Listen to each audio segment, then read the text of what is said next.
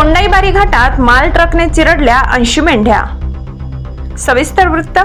धुळे सुरत राष्ट्रीय महामार्गावर सकाळी 8 वाजता मेंढपाळ आपल्या मेंढ्या कळपासह राष्ट्रीय महामार्गावरून विसरवाडीच्या दिशेने घेऊन जात असताना कोंडाईबारी घाटाच्या खाली खाम चौदर गावाच्या शिवारात मागून भरधाव वेगात येणारा माल ट्रक क्रमांक AP 31 TG 0869 याचे अचानक ब्रेक फेल झाल्याने पुढे चालत असलेल्या मेंढ्यांच्या कळपात घुसून 70 ते 80 मेंढ्यांना चिरडून जागीच ठार केले।